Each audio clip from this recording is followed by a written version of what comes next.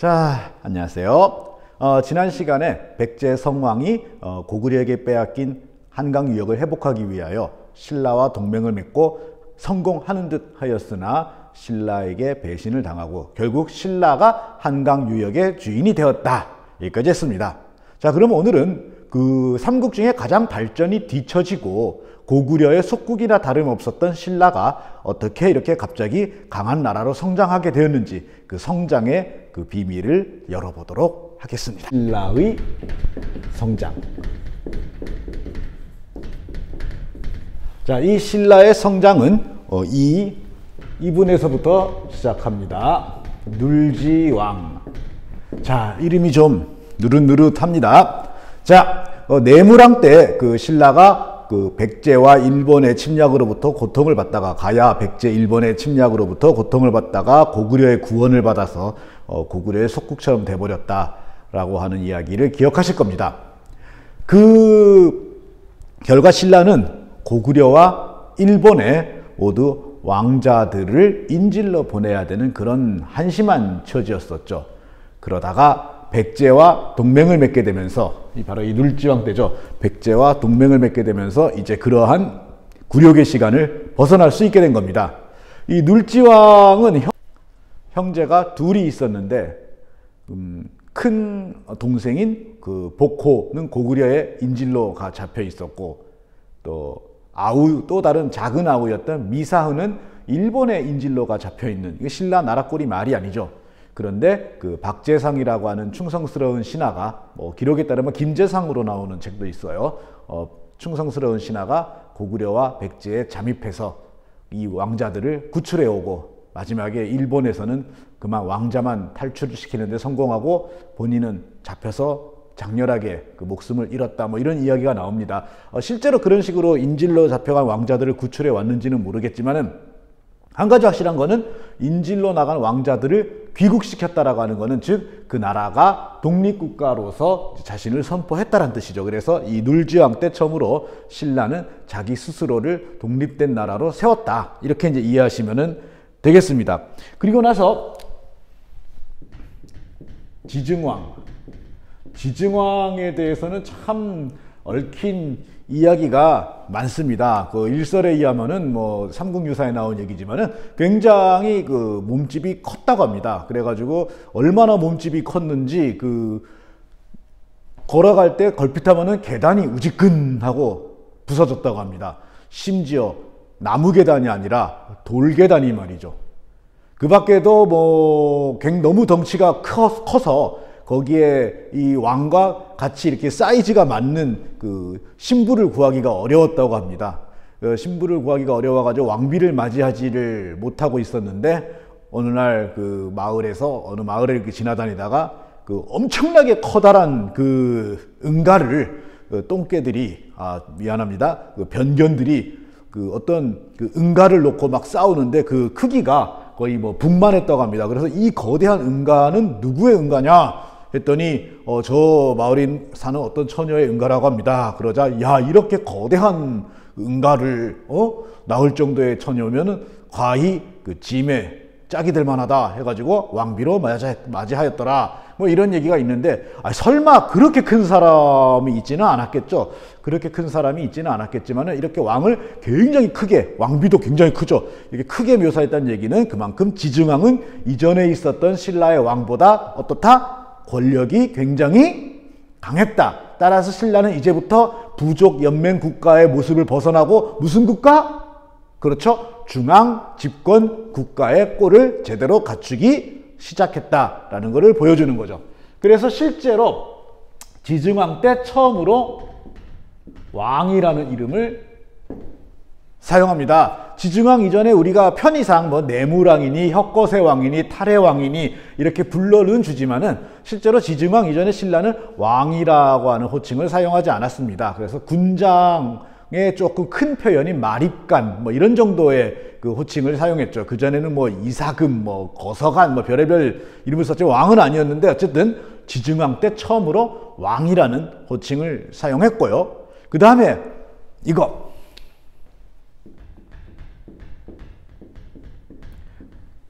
나라 이름도 드디어 처음으로 신라라는 나라 이름을 사용하게 됩니다. 그러니까 사실상 이 지증왕 때 돼서야 신라는 나라가 제대로 꼴을 갖췄구나 하는 걸 우리가 알 수가 있죠. 자, 그리고 이제 그 밖에 그 생산력을 크게 증대시켰다. 예를 들면은 소를 이용해서 농사를 지었다. 아니, 그러면은 그전에는 신라 애들은 도대체 농사를 어떻게 지었다는 얘기일까요? 소를 쓰지 않고 사람이 다 했겠네요. 굉장히 많이 뒤떨어진 그런 나라일 수밖에 없어요. 이렇게 나라의 힘이 커지자 지증왕 때 처음으로 이제 우리가 남에게 맨날 이렇게 침략을 받고 억압을 받기만 하는 나라가 아니라 우리도 한번 힘을 밖으로 뻗어보자 하고 나름 처음으로 정복사업에 나서게 됩니다. 그렇게 해서 정복사업에 나서게 된 첫 번째 희생물이 바로 어디냐면은 우산국이라고 하는 곳이죠. 우산국인데 오늘날에 어디냐면은 오늘날에 울릉도가 되겠습니다. 자, 이때 이 우산국을 정벌했던 그 신라의 장군이 이름이 이사부입니다. 성이 이씨, 이름이 사부가 아니고 성은 김씨고 이름이 이사부입니다. 김이사부. 자, 그래서 우리 흔히 그 신라 그러면 이렇게 오늘날의 경상도 지역의 나라 이런 이제 느낌이 강한데요. 그마저도 사실은 지증왕 때 일입니다. 그 지증왕 이전에 신라는 그저 저기 경주 근처만 좀 이렇게 다스리던 그런 작은 나라였지만 이 지증왕 때 이르러서 비로소 오늘날의 경상도 일대를 영토를 넓히고 그다음 울릉도까지 힘을 뻗쳐 나갔던 거죠. 이게 전부 그 6세기 초반의 일입니다. 굉장히 늦었죠. 그러니까 자, 4세기 근초고왕이 활동했던 4세기는 백제의 세기, 그 다음에 장수왕이 한 세기를 거의 다 다스렸죠. 장수왕이 다스렸던 5세기는 고구려의 세기. 그렇다면 이제부터 6세기는 신라의 세기가 열리기 시작하는 겁니다. 그렇게 이제 이 지증왕의 뒤를 이은 버풍왕. 자, 이 버풍왕은 아주 간단하게 설명을 하면은 이렇습니다. 버풍왕은 고구려의 사람 기억나십니까? 기억나죠? 버풍왕은 고구려의 소스림왕이 했던 일을 한 신라 버전이 버풍왕이다. 자, 소스림왕이 뭘 하신 분이라 그랬죠? 그 고구려가 강력한 중앙 집권 국가가 되는 여러 가지 법과 제도를 정비한 그런 분이라 그랬죠. 버풍왕이 했던 일도 바로 그겁니다. 소스림왕이 뭘 들여와 갖고 국민들의 정신을 하나로 통일하는 용도로 사용했다 그랬죠. 불교였죠. 버풍왕이 한 일도 바로 그겁니다. 그러니까 자, 버풍왕 법과 제도를 정비했다. 예를 들면은 그 신분제도였던 골품제, 그 다음에 여러 가지 관직 등급 뭐 이런 것들을 다 버풍왕 때 정리하게 된 겁니다. 자, 그리고 뭘 들여왔다? 그죠? 불교를 들여왔다. 처음에 버풍왕이 불교를 들여올 때는 그 저항이 심했다고 해요. 그 여러 부족들이 연합한 국가잖아요. 그러면 각 부족마다 나름의 수호신들이 있거든요. 뭐 고음님, 호랑이님, 뭐 토끼님, 토끼 좀 이상하네. 혹은 용왕님 뭐 등등등 있을 거예요. 이런 토착 신앙들이 쭉 있는데 이렇게 각자 부족마다 믿는 신이 다르기 때문에 이 왕이 이들을 하나로 이렇게 모으기가 쉽지가 않았던 거죠. 그러다 전부 자 부처님으로 통일해 이렇게 되면은 훨씬 쉬워지는 거죠. 그러면 그동안 토끼님, 뭐 호랑이님, 용왕님, 무슨 거북이님 등등등을 모시는 제사장 역할을 하면서 그 부족에서 힘을 갖고 있던 기존 귀족 세력들이 이걸 받아들일 리가 없죠. 그래서 처음에 불교가 들어왔을 때는 굉장히 토착 귀족 세력들이 반발이 심했다고 합니다.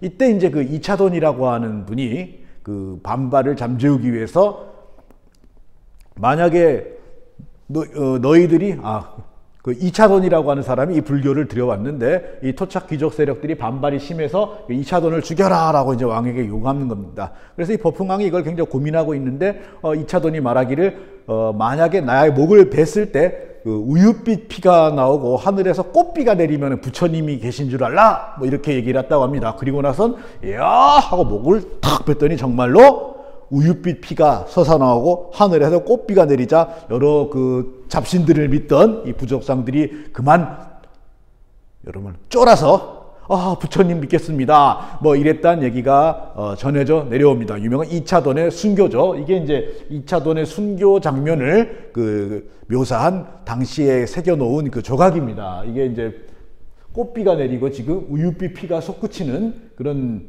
장면이죠. 이렇게 그냥 약간 대충 이렇게 묘사해 놔서 그치 정말 리얼하게 묘사했으면 굉장히 끔찍할 뻔했죠. 어쨌든 이게 국보예요.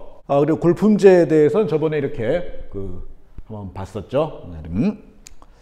자, 이러고 나서 이제 힘이 생기니까 슬슬 힘을 뻗치죠. 그래서 신라 이때 드디어 우산 울릉도 같은 허접한 곳이 아니라 진짜 그 전에 강대국으로 신라를 두렵게 만들었던 상대, 즉 가야를 공격하기 시작합니다. 이때부터 가야를 공격하는 거죠. 그 첫 번째 희생양이 됐던 건 가야에서 가장 강했던 가야, 금강가야입니다. 금강가야를 합병합니다. 금강가야는 한때 굉장히 번성했던 나라지만 저번에 배웠지만 광개토 대왕한테 대들다가 그만 박살이 나고 말았죠. 그래도 썩어도 준치라고 그럭저럭 버티고는 있었지만 이미 가야 6개 가야의 맹주 역할은 이미 하지 못하게 됐고요. 그리고 버풍왕 때 결국 신라에게 합병당하고 맙니다. 이 금강가야가 이제 오늘날 어디냐면 김해 근처 부산 옆에 있는 김해 일대가 이제 금강가야입니다. 그래서 이 금강가야의 왕실이었던, 거기도 김씨예요. 그 금강가야의 왕실이었던 김해 김씨가 신라에 흡수되는 거죠. 자, 이렇게 하고 버풍왕의 뒤를 이은 사람 바로 누구냐면은 진흥왕입니다. 진흥왕. 자신을 스스로 부르기를 진흥대제 뭐 이렇게 불렀던 그런 진흥왕. 자, 소스림왕 다음에 고구려 누가 왔죠? 광개토 대왕이 왔죠. 마찬가지로 버풍왕의 뒤를 이은 진흥왕은 말하자면은 신라 버전의 광개토 대왕이다. 이렇게 이해하면 틀림없을 겁니다. 신라의 영토를 엄청나게 넓혔던 사람 진흥왕이 되겠습니다. 6세기 중후반에 활동했던 임금입니다. 자, 진흥왕이 도대체 무엇을 했길래 신라의 힘을 그토록 강하게 만들었을까요? 진흥왕 하면은 빼놓을 수 없는 게 바로 뭐냐면은, 자, 신라 하면 여러분 상징처럼 알고 있는 바로 화랑도입니다. 자, 이 화랑이라고 하는 거는 일종의 그 군사 조직 같기도 하고 교육 조직 같기도 하고 학교 같기도 하고 모호한 겁니다. 이제 뭐냐면은 귀족 가문의 굉장히 훌륭한, 인품도 훌륭하고 인기도 많고 뭐 능력도 뛰어나고 또 용모도 따졌어요. 얼굴도 아주 잘생긴 그야말로 인기 캡장인 그 귀족 가문의 젊은이 한 사람을 뭐로 임명하느냐, 그런 사람이 이제 화랑이 되는 겁니다. 화랑. 그럼 이 화랑을 중심으로 이들을 추종하는 젊은이들이 있겠죠. 이게 이런 사람들 뭐라고 하면 낭도라 두음 법칙에 낭도들이 같이 다닙니다. 이게 쫄병이 아니에요. 이것도 다 나중에 이제 성장해가지고 출세할 젊은이들이에요. 그러니까 이렇게 생각하면 되죠. 아주 멋진 대학생 형이 있어요. 그 동행 프로젝트네, 그지? 아주 멋진 대학생 형이 있는데 이 형이 이제 중학생들을 데리고 다니면서 공부도 시키고 놀아주기도 하고 상담도 하고 훈련도 하고 필요하면 이 형을 중심으로 전쟁에도 나가는 그런 조직이 화랑입니다.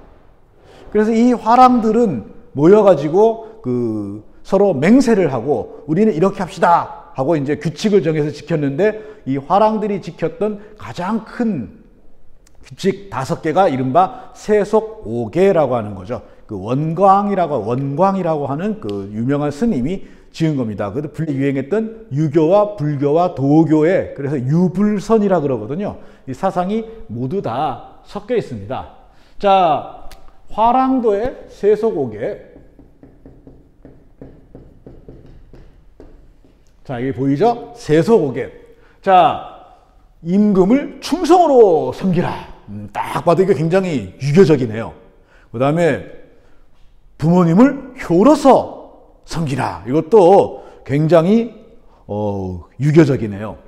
자, 벗을 사귈 때 믿음으로 사겨라. 이거 여러분 이게 참 명심해야 돼요. 벗을 사귈 때 믿음이 서로 없으면 이거는 벗이라고 할 수 없어요. 친구라는 말 함부로 쓰는 게 아니에요. 그리고 네 번째, 이건 뭐냐?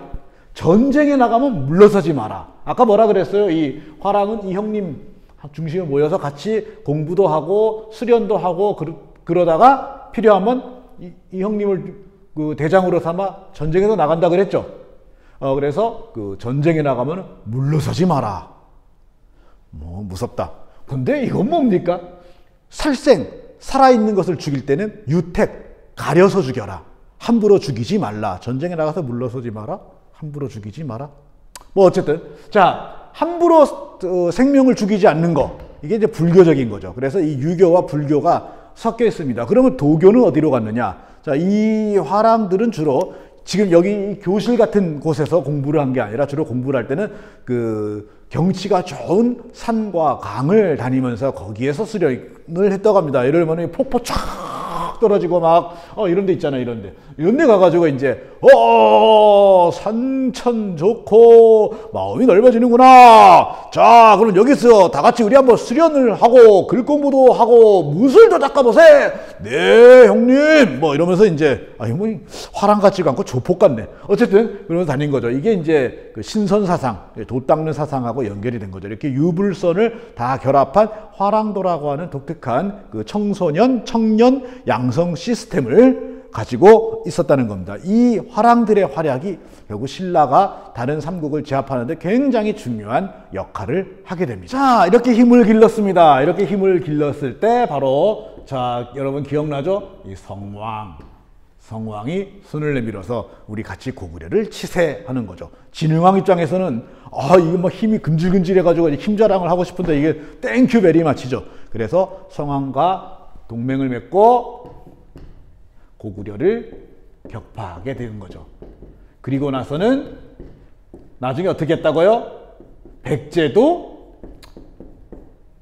격파를 한 뒤 한강을 차지하게 되는 겁니다. 그래서 신라는 바로 이런 나라가 됩니다. 자, 요런 나라였다가 이런 나라가 된 거예요. 신라가 얼마나 커졌는지 여러분 눈에 들어오죠? 자, 이렇게 이쯤 되면 이제 딱 그 눈에 가시가 있죠. 이 새끼들 이거 남아서 뭐 할 건데? 그쵸? 그래서 나머지 가야도 모두 합병합니다. 이렇게 함으로써 신라는 사실상 이 무렵에 삼국 중에 가장 강력한 나라로 성장을 하게 되는 겁니다.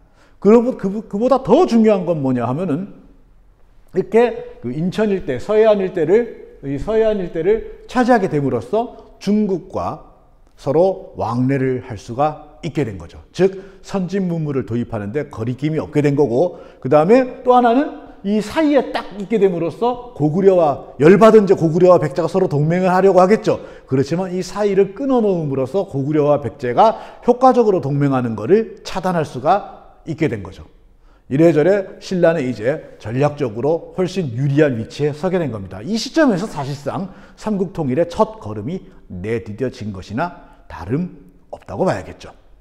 자, 광개토 대왕이 이제 그 비석을 세우고 장수왕도 비석을 세웠으니 이런 일을 한 진흥왕 역시 비석을 세우고 싶겠죠. 그래서 진흥왕도 여기저기에 비석을 세웁니다. 이거를 진흥왕 순수비라고 합니다. 이렇게 여기저기 비석 세운 게 보이죠? 이 순수라고 하는 거는 뭐냐 하면은 그 제후가 그 임금을 가서 인사를 하는 거를 그 조공이라 그러죠. 조공이라 그러고, 임금이 이제 여기저기 제후들을 잘하고 있나 이렇게 쭉 둘러보는 거를 순한다 그래요. 순수. 그래서 진흥왕이 자기가 새로 그 획득한 영토를 한 바퀴 쭉 둘러보고 하하하 네 여기 왔다 가노라 하고 세운 비석이 이제 순수비인 겁니다. 이 용어를 사용했다는 게 굉장히 놀라운데요. 자, 이 용어를 사용했다는 건 이미 진흥왕은 자신을 뭐라고 주장한 거죠? 중국 애들이 황제라 그랬듯이 자기도 황제, 천자를 주장하고 주변 나라들에게 니네는 다 제후다 이렇게 이제 요구를 하기 시작했다는 거죠. 그만큼 신라의 이 순수비라는 말을 썼다는 것 자체가 신라의 자신감을 보여주는 것입니다. 자, 이제 가야. 참 묘한 게 말이죠. 항상 우리 그 지도를 보면은 늘 가야가 있잖아요. 이렇게 있으면 예를 들면은 그 근초고왕 시대 그러면 이렇게 해가지고 여기가 고구려, 백제, 신라, 가야 이렇단 말이에요. 그 다음에 장수왕 시대 그러면 이제 백제가 찌그러지고 이렇게 돼가지고 고구려, 신라, 백제, 가야. 그러다가 이제 진흥왕 시대에 가서야 이제 신라가 부쩍 커지면서 가야가 없어지게 되는 거죠. 그러니까 실제로 이 우리가 삼국시대라고 부르는 시대에 거의 대부분의 시간, 거의 한 500년 이상을 늘 우리는 삼국시대가 아니라 사국시대로 이어져 왔거든요.